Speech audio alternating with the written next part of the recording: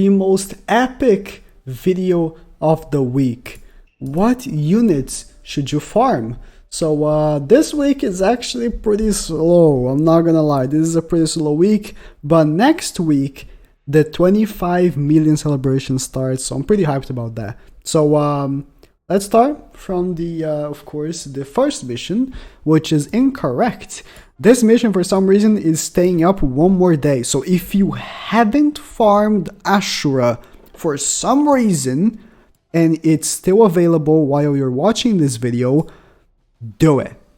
Do it. I don't know when it's gonna come up. The wiki says it's gonna go out tomorrow. So I don't know if I can fully trust that, but if it is, you have one more day to farm Ashura, and you must do it. He is one of the best free players in the game. Like, he heals for 400 per turn. Not only that, has 20% chance of resetting, tanks body like he was like it's a normal typing because of 50% damage reduction. He ignores times advantage on the ultimate. He is all around an incredibly good free to play unit, and if you haven't farmed them, you have one more day to do it. If by the time you're watching this is not here anymore, it's unfortunate, so let's move on to the other ones. So moving on, after him we have Orochimaru, which he's really bad. You can skip him. He's really outdated. He's one of those units that I always say, like, Blazing should revamp some of the old units, because units like him, they have no place. Like, even for a new player, he's still terrible. Like, you know, all units, if you don't have like the pearl objectives, like if you open here, you still have pearls to grind, stuff like that. If you want to collect them, okay. But usability, not useful at all. So like, I really hope that like one day they'll just do something about them. That's really unfortunate, because he has such an outdated ability of giving himself barrier. Barrier nowadays, it's not good. It's just not good, because the enemies do too much damage. 2,500, that's nothing. That's absolutely nothing. So yeah, that's unfortunate. He's not worth it. Hashirama falls for the same problem. He's so old, very much outdated, and he's not worth using at all. His ultimate normal jutsu are very much outdated. He's a 6 and 12 unit, right? And you compare his 6 and 12, that does like 3.5 to 1, 5.2 to all, and you compare to Ashura, which does so much more, 4.7 to all enemies, 70% chance of attack weakening, and the other neutralizes element affinity based damage reduction 12 times. It's so much more stuff going on, while Hashirama, look at how little text it is. It's nothing.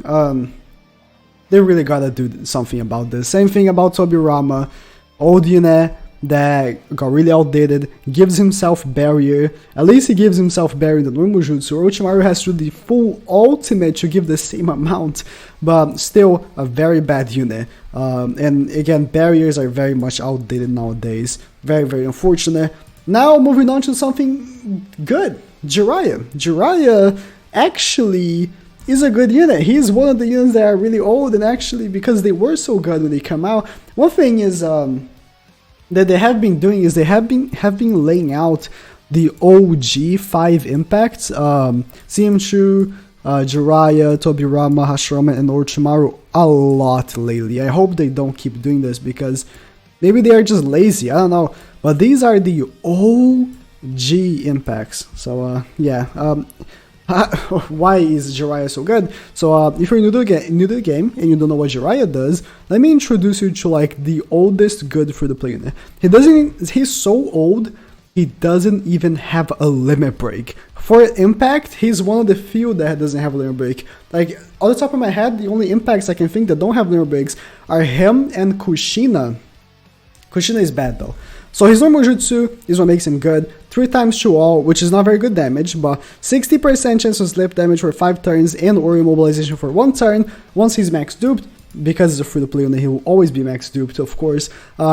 He gets 100% chance of slip damage and 70% chance of mobilization.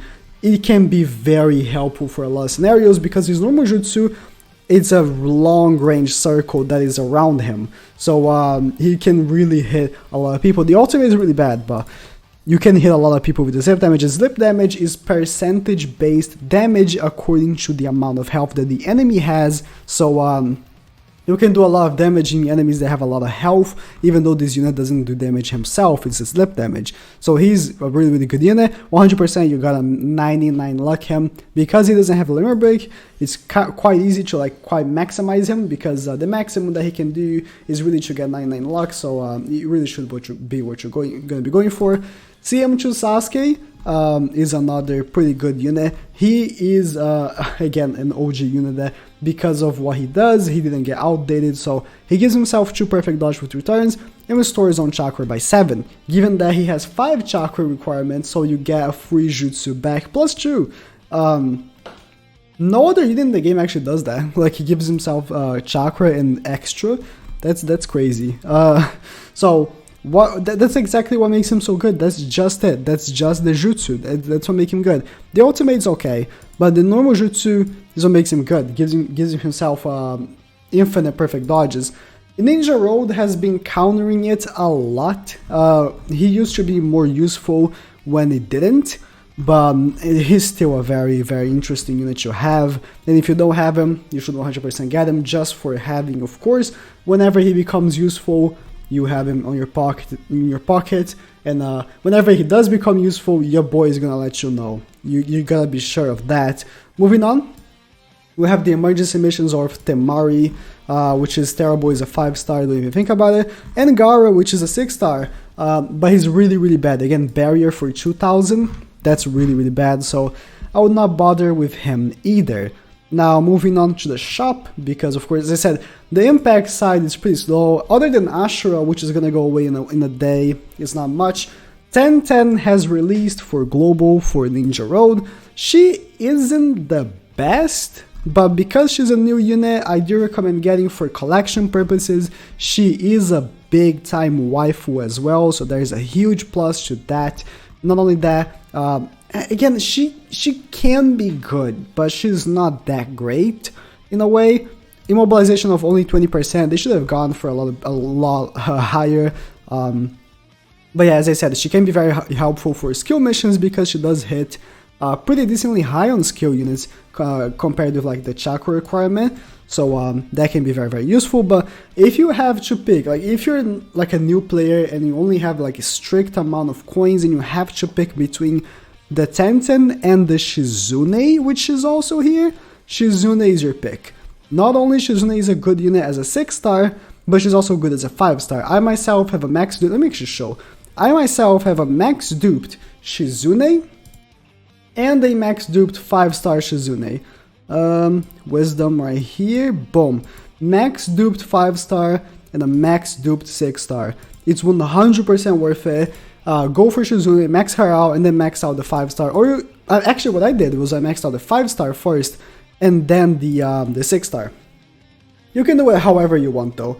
100% worth it, because the 5-star goes under 28 upon being a 5-star, of course, and you can run her on under 28 objectives and get the pearls from those objectives really, really easy. So 100% worth it getting even 2 copies of. So really, really good. Of course, getting the first copy is more expensive than getting the first copy of Tenten, but it will be more useful anyways. And then Ashura is the other unit here, is in the Clash coins actually. And he's really bad. Really, really bad. Again, gives himself barrier, which is a really, really bad mechanic, giving barrier. So I would not recommend getting him at all on the PvP coins. Just get speed pills, get whatever you want, just you can skip on Ashura. If you want him for collection purposes, of course, it's another story, but you know, I wouldn't recommend, because he himself is a very, very bad unit.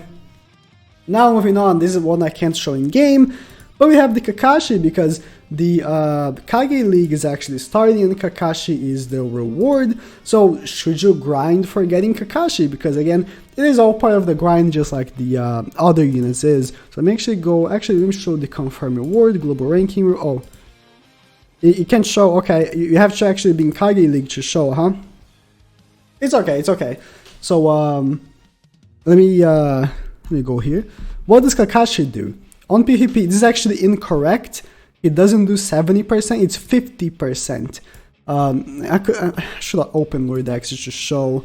Lordex, when he tweeted the pictures for Kakashi, it clearly showed that it was 50%.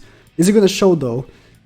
It is, so it's 50% for proccing the jutsu, it's not 70, which is a big deal by the way, so we'll see actually, maybe they changed and it's actually 70, I don't know. But Kakashi is a very good unit, I do recommend going for top 5,000 to get him. That's my only take on it. Go for top 5,000 and get him because he will be a very good unit to go up against hard types. If you really want to see like an in-depth analysis for him, Mystic Watch made one, so go on his channel and watch it. I'm not gonna make it one right now because I just wanted to make the video as short as I can. But yeah, go for top 5,000. It's worth it. The Kakashi is good. He's good. He's really good. So yeah, thank you guys for watching. Please sub.